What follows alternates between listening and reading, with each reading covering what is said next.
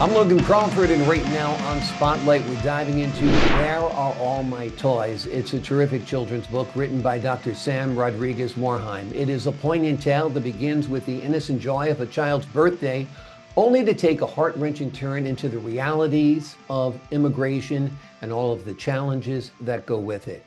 It is a narrative that explores loss, family separation, and the quest for reunion through the eyes of young Jimmy. We're delighted to have this very talented author join us here today on Spotlight. We thank the team at Bookside Press for helping us put him in the spotlight today. And we ask viewers like you to support writers like him by subscribing to our channel and by purchasing his wonderful and important book. The links are below this interview. Doctor, great to see you here today on Spotlight. Thank you very much, Mr. Crawford. I'm delighted to be here. My pleasure. I really think your title alone kind of puts the immigration issue in a good perspective for children to understand. Where are all my toys? If you were separated from your toys as a child, you'd be lost. And that sense of loss resonates through your book. Tell us a little bit about the inspiration in writing a book about the immigration experience. Well, the story has been near and dear to my heart. My parents were born in Cuba along with my brother, who is the protagonist of the book. And through the years, as a periodontal surgeon, I've had nonchalant conversations with patients, and they were always interested in my background. So it kind of inspired me to tell the story, and what better way to do it through the eyes of my brother, who, seemingly went through this, very difficult transition as a child. What do you think of the immigration debate in the United States right now? I mean, people are torn. I think everybody agrees that we're a nation of immigrants. I know my ancestors came from Ireland, your ancestors came from Cuba. It's more immediate for some and less immediate for others, but we all came from somewhere. I think it's whether or not it's done legally, controlled, whether there's a door. What are your thoughts on all of it? Yes, I think that you hit on it right there. The legal immigration, parents, my parents in particular were professionals in Cuba. And when they started to feel that things were turning for the worse, when the revolution started with Castro, initially they liked him and they were in support of him. And then they started to realize that there was a lot more government control. And I think that's the point. When you start to see government controlling everything, that's when you realize that, your democratic ideas are really in jeopardy of being lost. And my father, I think the turning point was when he realized that his son, my brother, had no choice potentially and would be marching through the streets, let's say, in a uniform with a gun. And he said, I have a choice to make right now, but my son wouldn't. I didn't want to put him in that position. So I'm in support of legal immigration. Both my parents came here, made something of themselves, worked very hard from the bottom up, and all the opportunities that America gives you, they took advantage of, and they gave something back. And then also, my upbringing, along with my brother, is testament to that. We went to schools that were offered here and became professionals ourselves. So I think if you ask my mother now, who's still alive, she's 94, she'll tell you that she's American, not Cuban. Exactly, exactly. And I think people who are more recent immigrants understand it more clearly than the people who are far removed from it. Because Exactly. my wife's family's from China and they feel the same way. And it was the same experience. They went, when Mao rose to power, they thought this is going to be great. He's making such wonderful promises. And the next thing you know, they couldn't call their souls their own. So, and it was time to get out. And they Right. did, just like your family did, and just like, my family did when, things got tough in Ireland and that kind of thing. But there is a process, and that process, I think, needs to be followed in order to have fairness.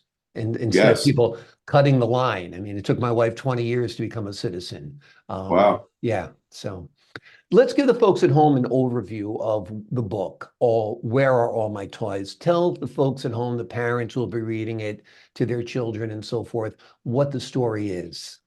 Well, essentially, it's the story of a family who, at some point, were very, very content with their lives in Cuba until things started to change with the government. Like I said, government control, government seizing properties, government infiltrating the lives of businesses and people for no apparent reason other than to control things. And when my father started to see that, he knew that he had to make a change. And what they decided very clandestinely was to leave the country. And their decision was to come to the United States. And what they had to do was a very difficult thing because they had to leave everything behind. They couldn't tell my brother what was going on. He was 5 years old at the time. And, my brother was very content, just had a birthday and, was provided all these toys, had friends, spoke the Spanish language. And then all of a sudden, their life turns topsy-turvy. They get to the airport and the guards there basically stopped my brother from being able to take some of his prized possessions. He brought some toys with him. He thought he was going on a vacation. Yeah. And what's not in the book, and my brother reminded me of this, is that they took his coat as well for whatever reason. Yeah. And it was a cashmere coat. He remembers it very, very well. And the next thing you know, they're in the United States. And now my brother's starting to realize that things are changing and he doesn't understand why. Just think of it from the perspective of a 5-year-old not knowing. And my mother is sitting there. And then one thing led to another where my father was detained because what happened was when they arrived, they ended up in Miami in a place called Opaloca, and the agents there would question all the immigrants because they wanted to determine what their intentions were. Mm-hmm. And they detained my father for a couple of months, and my mother had to hire a lawyer to get him out of this imprisonment. So things were just changing for the worse. It wasn't going as they planned. Yeah. No, so all of a sudden they saw their freedoms, basically torn away from them. Yeah. Yeah. This story, it's a powerful story, whether it's a children's storybook or, a regular, memoir. Why did you decide to put it? I think it is a children's book in the sense that, there are a lot of children who go through this and it's reality. And, there is a happy ending. So I made sure that was the focal point of the book. I always think that there's a silver lining in the end, and there was certainly for me and my family. Exactly. So, you're living the American dream. I mean, and like I said, which is the story of almost every immigrant family that comes over here. Is that you've come here for better life, for a better experience, and for freedom when you're being oppressed or repressed in your own country. It's a great book. I understand there's some interest from Hollywood to put this on the big screen or the small screen. Tell us a little bit about that. Well, I've been contacted through the years, by various institutions. There was a feature article in Long Island Newsday, and they took out a 3-page article. It was during the Trump presidency, and what happened then is all of a sudden, wheels were set into motion. There were schools contacting me, various institutions, book reviews, book clubs to present my book, and I had a series of signings set up along with my brother and my mother in different states. And then COVID hit, and everything kind of, went under after that. But then more recently, I was contacted by Columbia Pictures in association with HBO, who made an initial offer basically to create an animated movie or animated series based on the book with my input. So I'm very excited about that.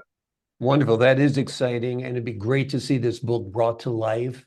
I mean, a lot of people consume their information visually rather than reading. So it broadens the audience, which is great. And it is a terrific story, and it is a true story. So that's wonderful.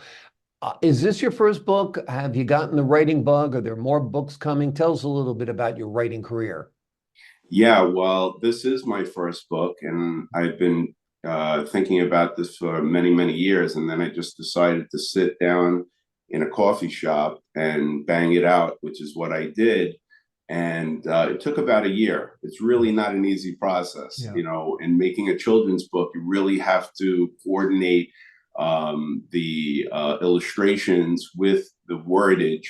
And there had to be a lot of cuts, so to speak. And I had to be much more concise than I wanted to be. I then decided to translate the book along with my mother, who's now 94, into Spanish. So I'm very excited about that. We haven't published that part of it yet. And yes, there are 2 sequels. The next one is going to be called A Boy Grows in Brooklyn. Okay. And it all centers around Brooklyn, New York. For me, that was the hub. That was, you know, the center point or microcosm of my life, you know. And, you know, I'm very excited about that. I'm very proud to say that my roots are from Brooklyn. I think it was an amazing, amazing upbringing. So there are 2 books on the way that relate to that. Yeah. Well, we're looking forward to them. The name of the book we've been talking about today is Where Are All My Toys? It's written by Dr. Sam Rodriguez Morhaim. It is a powerful story that begins with the innocent joy of a child's birthday, only to take a heart-wrenching turn into the realities of immigration and the challenges that it sometimes and often holds. Doctor, thank you so much for joining us here today on Spotlight. Thank you. Thank you very much for this opportunity. It was a real pleasure. Pleasure's been mine. I enjoyed speaking with you, sir. And to the folks at home, I'm Logan Crawford, thanking you for your time this time. Until next time on Spotlight.